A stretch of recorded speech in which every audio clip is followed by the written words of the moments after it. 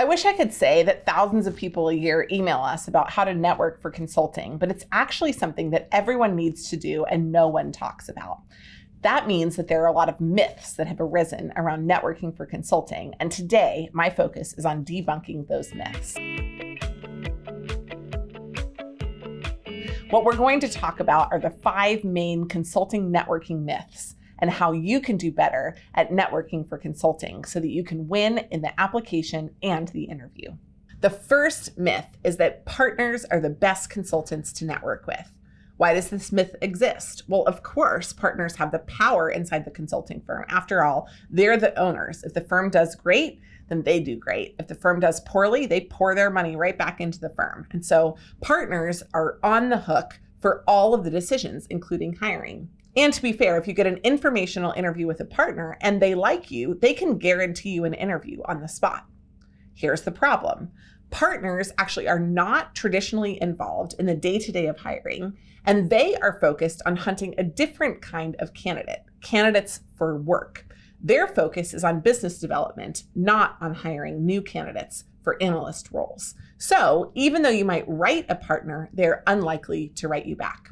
Instead, who are you looking to reach out to inside the consulting firms? Interestingly, it's someone who within the last 1 to 2 years joined the firm at the level of title that you will join as well. So when I was an associate consultant at Bain, the people that I needed to network with were associate consultants at Bain. And if you were focused on a different role, like a consultant at Bain, you would want to network with the people who are currently in that role as well. It might seem a little counterintuitive, but the firm places tremendous trust on people who went through the incredibly rigorous hiring processes to get in, to be the ones who hold the hands of the next generation. So you are in great hands with them. The second myth on how to network for consulting is that you need to build long-term relationships. This advice comes from people who are in a different generation, who have thought about networking in a different way than we think about networking today. And building long-term relationships will bear fruit over time for many reasons other than professional reasons. But if you don't have those long-term relationships, you are not in trouble. In fact, there are ways to quickly build effective relationships with folks that will help you break into consulting. Why?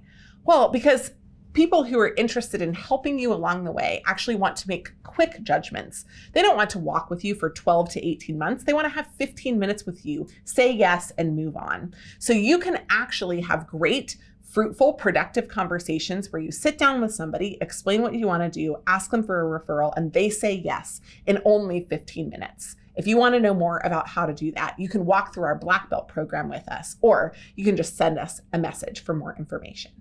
Myth number 3 is that you should ask to pick their brain. This means that you walk into your conversation with someone who you've got a networking contact with, and you ask them very broad questions about very general things.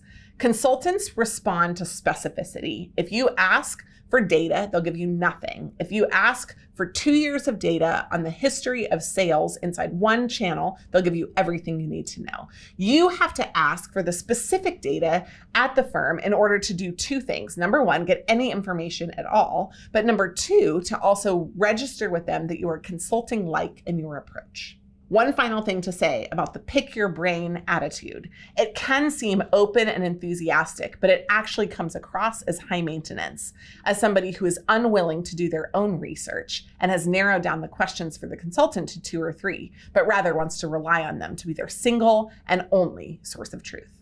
Myth number 4, it's best to let the call flow naturally. Here's the problem with this. When you jump on the phone with somebody, they don't want the call to flow naturally. They want it to be over quickly and painlessly. And the best way to do this is by setting an agenda. Now, let me tell you one of my favorite stories from the recruiting process. I was advising a woman who had gone to a target school, but was a couple of years out, and she wanted to go into consulting.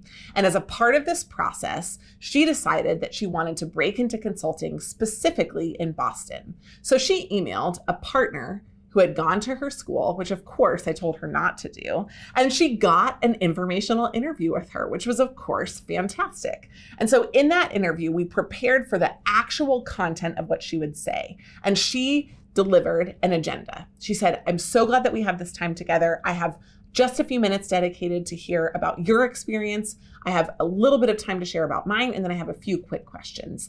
And after she did that, the partner said, "You just told me everything I need to know. Where do you want to interview and when?" It was the end of the conversation because the agenda was so compelling. Now, not everybody will say that directly to you in an interview, but they will often comment on it, and they certainly will reflect on it when they give you a networking referral. So make sure that you walk in not just letting the call happen, but with an organized plan to make sure that you get what you want and they get what they need, which is a great read on your preparedness for consulting. Number 5, on-campus networking events don't matter. Look, you can walk into a zoo with 75 people and feel like you'll never get any face time that's meaningful. And that can be true. But not attending the events will provide you with a disadvantage. Here's why.